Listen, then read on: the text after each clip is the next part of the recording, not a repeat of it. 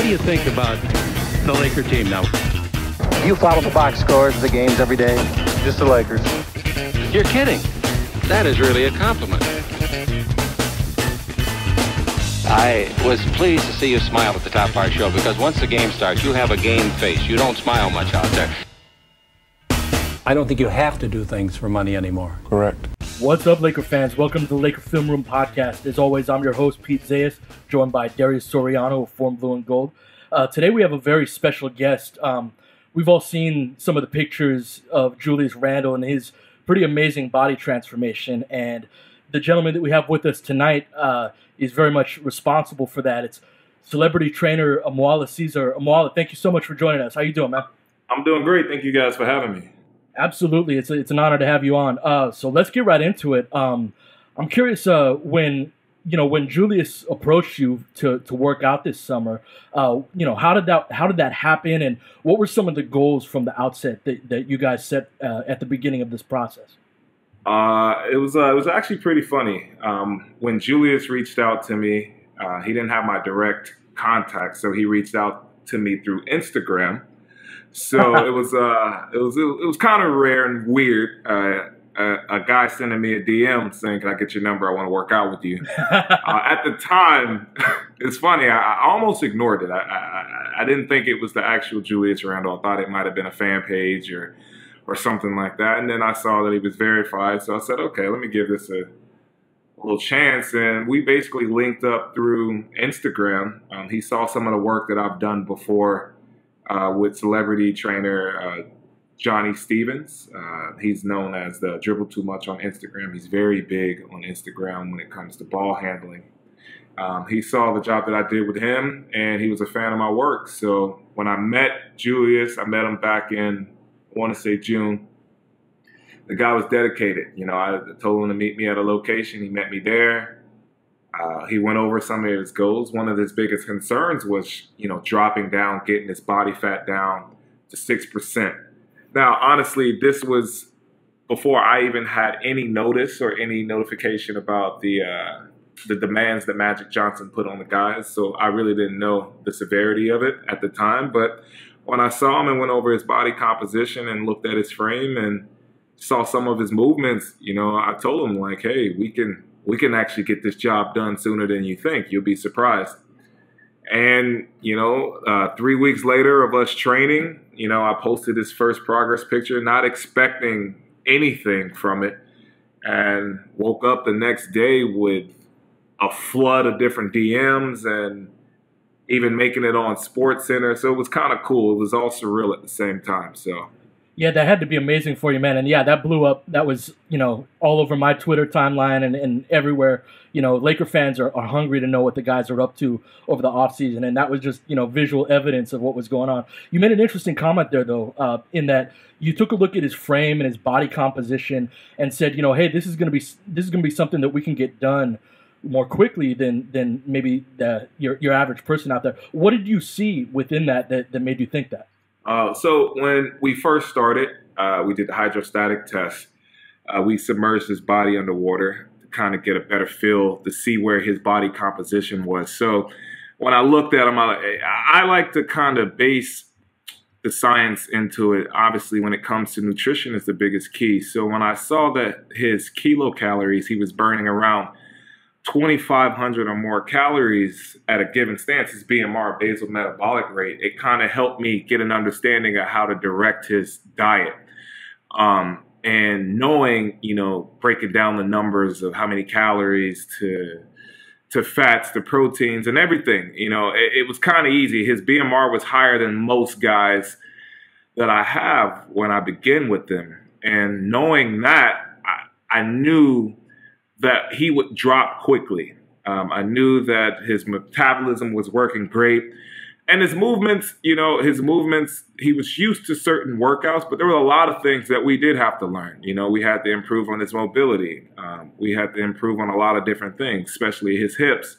So there were challenges, but for the most part, dropping body fat, that was never going to be the issue. The biggest thing was working on his mobility, working on functional movements, working on, longevity of his career, making sure that by the time he's ready for the season, not only is he going to be at 6% body fat, but his movements are going to look great. And we're right now at the last tier of our training. We're working a lot on recovery. We're working on a lot of mobility exercises. The meat and potatoes of the exercise and his program is done. So we're just mainly focused on a lot of recovery, making sure his nutrition is perfect, and so he's ready to perform when the season starts. One of the things that I'm interested in, based off of the things that you just described, is we look at a guy like Julius Randle on the court, and he already looks like this sort of beast of an athlete. Yes. Right? I mean, to me, a guy looks like that, and I'm thinking, how is he gonna lose weight or get in, super better shape? Like, you might see certain things on the court, maybe in terms of stamina or things like that. But when you're working with an athlete the caliber of Julius Randle, or really, like 95% of the NBA athletes, how do you go about sort of getting them to the place where, okay, we want you to lose this amount of weight, but then also, just like you said, make sure that that's manageable and works within their frame, and also still allows them to be even a more fluid and graceful athlete, besides just the power and strength that a guy like Randle brings to the floor? It's funny. As a trainer and being around so many different types of, bodies and different mesomorph, endomorph, different types of frames. The funniest thing is, working with athletes, most of these guys, they rely on talent. A lot of guys, they're not putting the work inside of the gym. And it's unfortunate, but at the same time, I also understand there's this stigma that, if I work out, it's going to mess up my jump shot. I'm going to be a little too bulky to play the game, and I'm going to have too much muscle. But it's the style of training that dictates either we're doing hypertrophy training or we're doing sports performance. So when it comes to a lot of athletes, the biggest difference is understanding their strengths and weaknesses. And the biggest thing is understanding that they must be agile. The court requires a different type of workout. So I try to mimic a lot of workouts that he will do on the court, especially when it comes to defensive slides, rebounding, different type of plyometric exercises that can mimic the movements that he's already used to. The great thing about fitness is as long as you know the body, the anatomical position, and understand how movements and the sagittal planes and different movements of the body, then you can incorporate those exercises to benefit the way they play. And so, I work with Julius, and understanding how his body frame was built was kind of easy for me to dictate how to create the program for him. So when we started training, we needed to work on some foundation movements. And so some of these guys didn't know what a deadlift was, or a front squat, or rows. And with Julius, I taught him, okay, this is what this is. This is the benefit of why this will help you in the long run when it comes to more athleticism, explosion. And it's proof now, when you talk to Julius and you ask him, one of the biggest things that he'll tell you is that his conditioning is the biggest factor into the way his game is played now. And shots are coming easier. A lot of things are coming easier. And we know when fatigue kicks in, those when the turnovers happen or the desperation shots. So being one of his biggest concerns was being the best shaped guy on court. And I think we're working towards that direction, and we're doing really well. It's interesting to me to hear you say that you had to teach him a lot of things. He's going into his 4th year in the NBA. And the question that comes to my mind is, what's the difference between him going to a guy like you and working with his strength and conditioning coach with the Lakers? The great thing is some and I'm just going to, from my experience, I feel that some organizations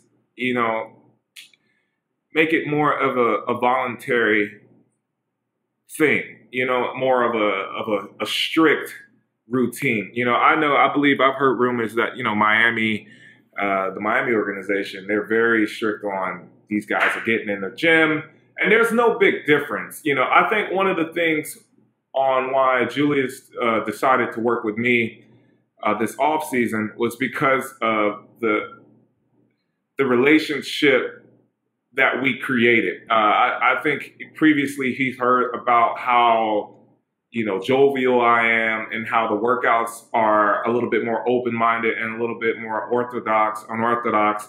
And so the type of workout and style that I do complemented the type of person he is, which made it so much easier to dictate our workouts and to get the pace of our workouts. But a lot of strength conditioning coaches, I think when the season is started, there are a lot of things that they limit them from doing, just trying to prevent any further stress fractures or anything putting too much movement, too much weight on their joints. So there are a lot of things during season that strength conditioning coaches don't get to work with them on due to the fact that they want to make sure they're preserved and they're ready for the next game. But when the off season comes, this is a great time to really get into the gym and really either improve on your vert or improve on, your mobility. And I think during the season when you're working with strength and conditioning coaches, you don't want to kill your guy to where he's super sore and then he has to go out and play a game the next day, So there's more preventative when it comes to the strength conditioning coaches. A lot of rehab, therapy, myofascial release, a lot of those things that those guys work on compared to working with me, we're going to pound your fist against the pavement and we're going to work hard during the off season. And right now, like I said, we're closing in on the season. So we're really working on mobility, really working on a lot of things that's going to help him recover and stay on top of those things. Yeah, that makes sense because, during the season, they don't have the time to recover that they might right now. So you can, exactly. Go a little harder. Yeah. So go ahead. I mean, you're talking about guys who's playing 82 games a year and some are playing more. So it's so important. Recovery is so important at this point, taking care of your body, staying on top of just the recovery aspect is one of the most important things. So.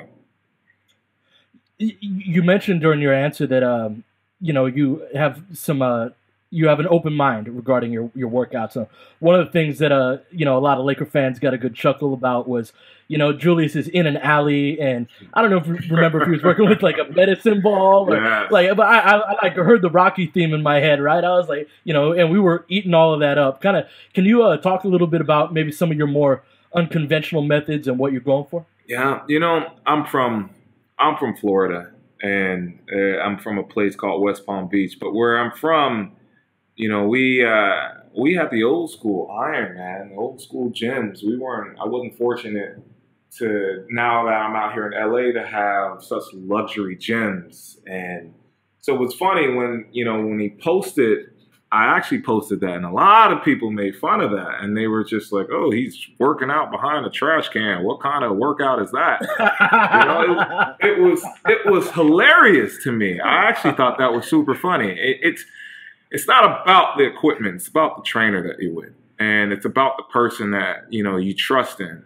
Obviously, Julius trusted me to believe that I could get the job done. And as we have already gotten the job done in literally less than 2 months, it doesn't matter. I could train him inside a trash can. It doesn't really matter about the facility. It matters about the work that's being done. But yeah, I'm an old school guy, man. I'm going to make you run behind an alley. These guys are millionaires, man.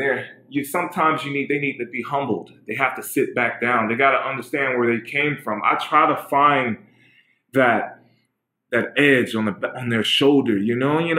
These guys get paid, man, and sometimes when you get paid or you're successful, you kind of take the foot off the pedal. What we wanted to do was get back to the grit of things, get back to what got you to the place that you are now, and to keep that going through the season, that hunger. And when you talk to this guy right now, he is so motivated that I get chills across and all over my body just to see that he puts in work no matter what.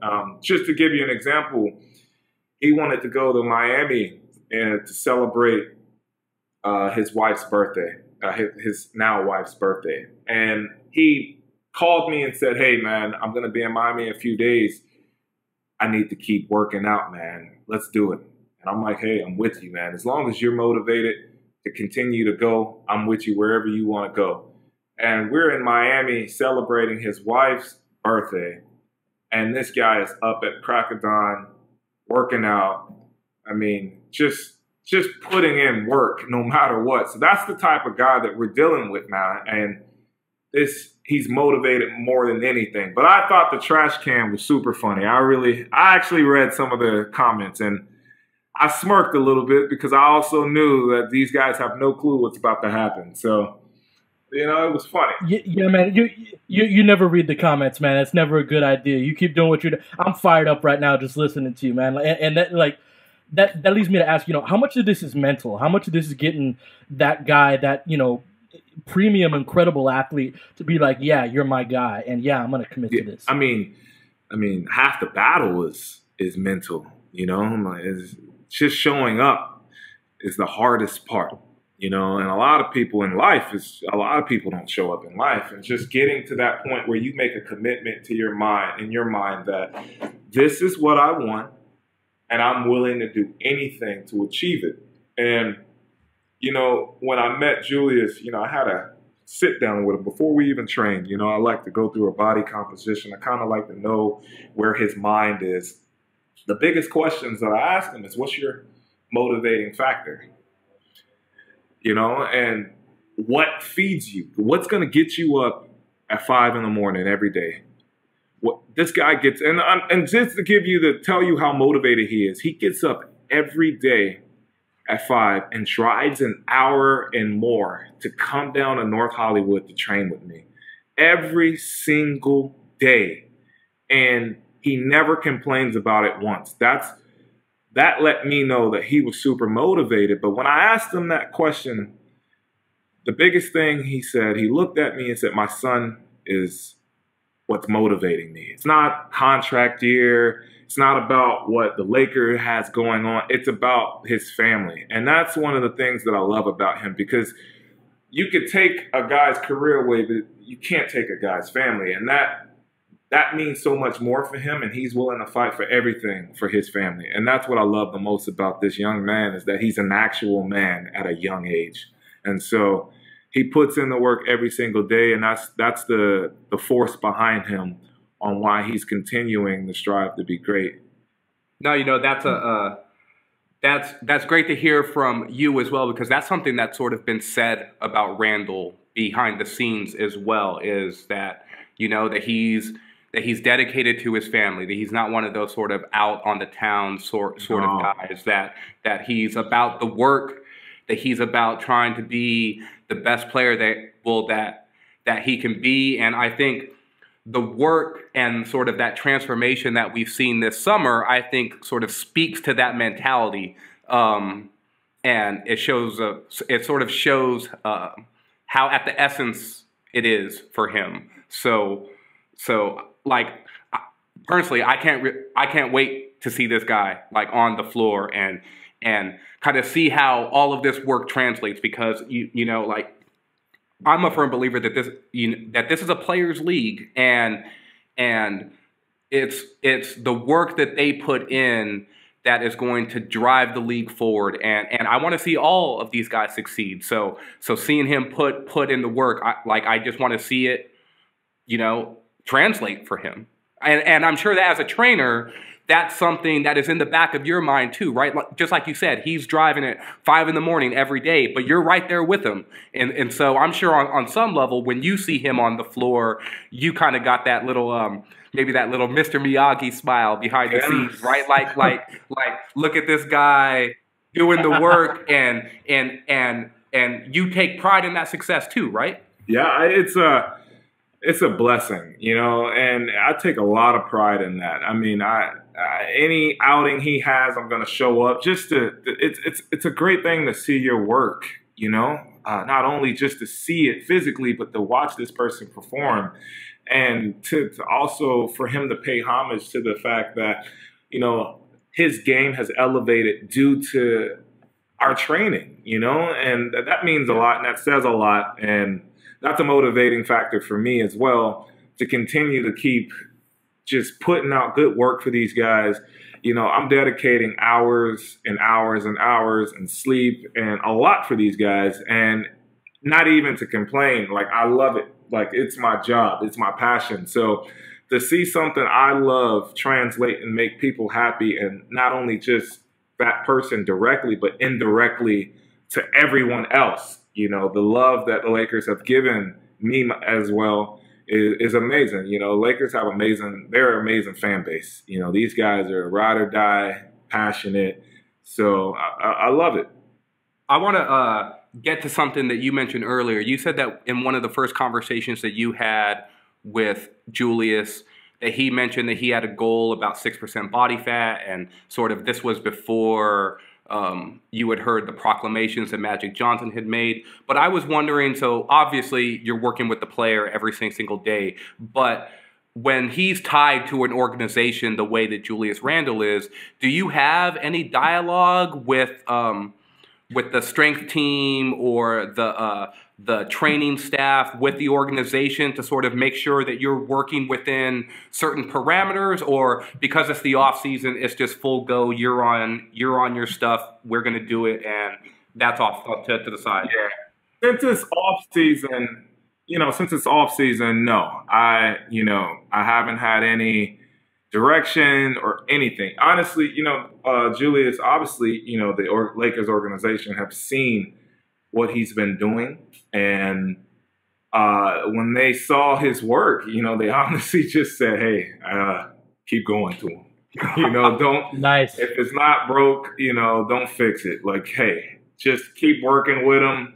I think this is great. You know, Julius set the tone for the season. I think when that all released, you know, not only was the fans shocked, but the organization was as well. But they were also super impressed with the work that we've done. I have yet to, you know, speak with Gunnar, any of the Lakers organization. I did see, you know, a couple guys at Julius's wedding, which was beautiful, by the way. And we had an opportunity to talk and you know, talk about his experience. But as of now, no, you know, it's just an independent thing.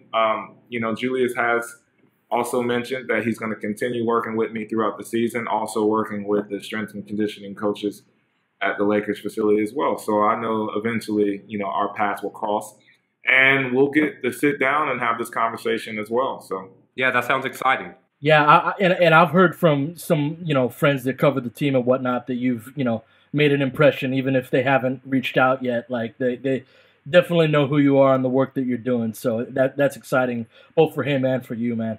But it all comes down ultimately to how does it manifest itself on the court, right? And you have some insight into that us Laker fans don't have at this point. So what would you expect us to see as fans that's going to be different about Julius this year as opposed to previous seasons? I think, you know, not only this season and for the seasons to come, you're going to see a guy, number one, he's always going to be the best conditioned guy on the court. You're going to see more rebounding, a lot more on the defensive end, that's for sure. Another thing that you're going to see is that he's going to make smarter choices. You know, I think when fatigue kicks in, that has a lot to do with some of, you know, his miscues on the court. And so even as he's explained to me as well, you know, his jump shot has improved drastically. And I've seen it. He's hitting a lot of threes. He's more confident in his movements, his lateral movements, especially his verts, jumping off 1 foot, 2 foot, being able to land, absorb contact. One of his biggest concerns was being able to absorb the contact as he's going in to the rim. And that's one of his biggest improvements. It's playing more controlled. And I think as you'll see this year, he's going to play a lot more control with a lot with precision and with a purpose. You know, he's playing with a purpose. I always say, don't take piss steps, take a purpose step.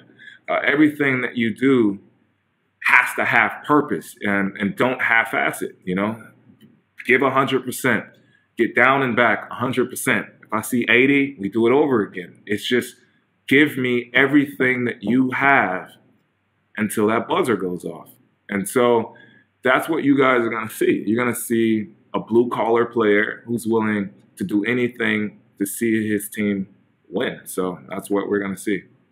So you have a bit of a history playing sports yourself, playing basketball as well. And so I'm wondering, do you look at like tape of him as a player? Oh, and, yeah. And then so talk to me some about your process in terms of evaluating him as a player, and then how that translates to the workouts that you formulate for him in order to improve in areas that might be weaknesses, and then also to grow already existing strengths. Yeah, so when he first reached out to me, I had to do homework. We're talking about a professional athlete, so you have to be prepared. I watched a lot of game footage. You know, one of his biggest things was, you know, conditioning was a key. You know, I could tell he's lagging down the court. You know, this game is changing. The game is faster now. I mean, you know, Julius, it's a 3-4. The game is stretching to a 3-4 now. You know, bigs are looking like dinosaurs. So it's becoming more of instinct. And seeing, you know, especially some of his movements to his unilateral movements, you know, he seemed very stiff. His hips didn't move as fluent as most. So when I looked at him, I knew, okay, I understand most NBA players have bad hips. And as you could tell, what's going on in the news today. So let's focus on something that's going to improve on his mobility. So we did a lot of exercises to work on his mobility, to open up his hips. We train a lot of back. You know, back is one of those exercises. The posterior chain is something that a lot of people fail to focus on, and we wanted to really focus on that. It's 33% of your body. I wanted to make sure that we increased the strength in his posterior, which was also going to help him with his explosiveness. And then just watching his body language in film, you know, how he felt in the third and fourth quarter. And just watching him now, even when he's conditioning on the court, when he's going in-game plays, running up and down the court, just watching these things, monitoring, making sure that his endurance, his VO2 max is improving. You don't want to drain these guys out. You know, these guys play, again, like I say, 82 games a year or more. You know, by the time summer comes around, they want to spend time with their family. They want to be able to have a life. And so finding a way that's safe, enjoyable, and the training most athletes is one of the biggest things, to get them to not think of it as a job, not to think of it as, oh, I got to go to work today. You know, it's a lifestyle that he's going to always have. So, yeah, watching film showed me that we really needed to work on his hamstrings. We really needed to work on his hips. We really needed to work on his mobility in his upper body, his shoulders. Getting that kink. He has a little kink in his jump shot, working on the flexibility, the mobility of his shoulders to his triceps to make sure that he's able to release. So there was a lot of things that we did pay attention to. I paid attention to, and I've seen great improvements. His jump shot looks more fluent. A lot of things look a lot better. So as this goes into the season and they start playing, you know, into the preseason and into the regular season, how does this relationship between you two continue? What are some of the things you're looking for? How are you going to help keep him, you know, on the program that you've set him on already? I mean, it's not, we're so committed. He's so committed. I mean, this guy calls me like all the time. Like, hey, C's, can I eat this? And he'll send me a picture. He'll be in Whole Foods. Hey, can I eat these? And I turn the back around. I have to, you know, educating him is the biggest thing. You know, most people get a trainer for two reasons, either education or motivational purposes. You know, you can't motivate someone who's already motivated. Julius is motivated. So educating him throughout the season is the biggest thing. And making sure that he stays on top of his nutrition, understanding how to be more of a flexible dieter, understand what's good for his body. Why? Complex carbs or simple carbs? What's the difference between the two? So, letting him know what he should avoid. And the program that I have him on is a little combination of a ketogenic with a carb cycle that I created for him.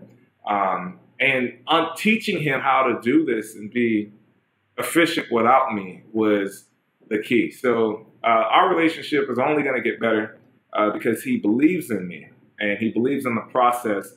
And when Julius is my guy and I'm his guy, and we're going to ride out till the wheels fall off. So that's the relationship that we have. But he's super motivated.